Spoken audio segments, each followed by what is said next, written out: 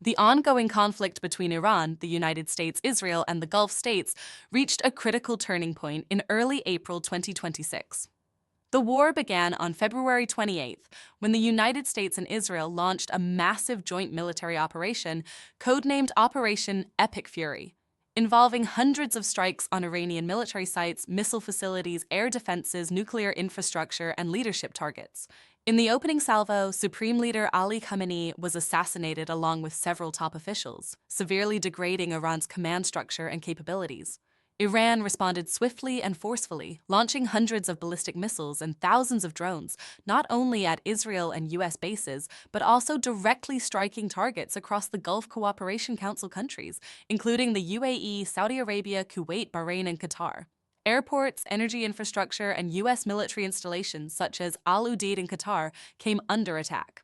For the first time in such a conflict, Iran selectively disrupted commercial shipping through the Strait of Hormuz, the choke point for about 20% of global oil, by forcing vessels to turn back mining areas and threatening tankers. This caused oil prices to surge dramatically, triggered global fuel shortages and supply chain disruptions, and raised fears of a wider economic crisis. Over the following 40 days of intense fighting, thousands of people were killed across Iran, Lebanon, Israel, and the Gulf states, with millions displaced, including more than one-sixth of Lebanon's population. Civilian areas, energy facilities, and infrastructure suffered significant damage, while Iran's proxies, particularly Hezbollah in Lebanon, intensified rocket fire and operations, drawing Israel into a parallel escalation. On April the 7th, 8, after intense diplomatic efforts brokered in part by Pakistan, the United States and Iran agreed to a 2-week ceasefire. Iran committed to reopening the Strait of Hormuz for safe passage of oil and commercial ships, while both sides agreed to suspend offensive operations against each other.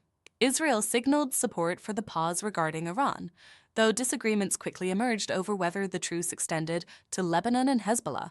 Iran presented a broader 10-point proposal calling for a lasting regional ceasefire, sanctions relief, and reconstruction assistance, while the U.S. insisted on no uranium enrichment and the handover of nuclear material. Both sides claimed victory. The U.S. and Israel pointed to the destruction of much of Iran's missile program, air defenses, and nuclear-related capabilities, while Iran highlighted its ability to survive the onslaught, strike across the region, and force negotiations. Almost immediately, the ceasefire came under severe strain.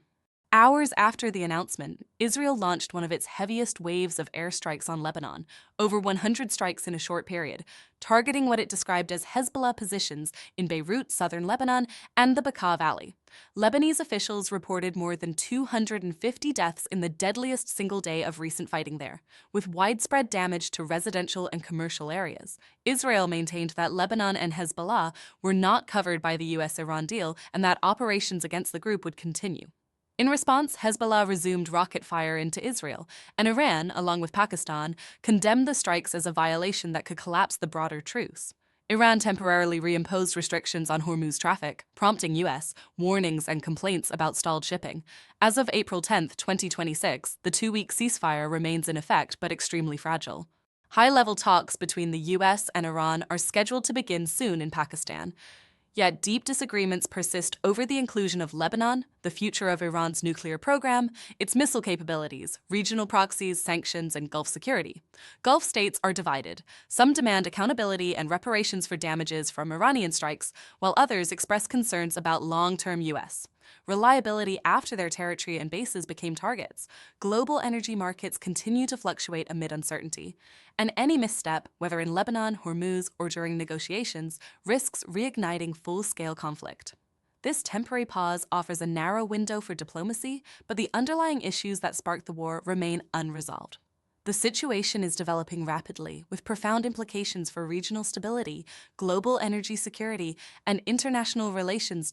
Start your video by greeting your audience and introducing your topic.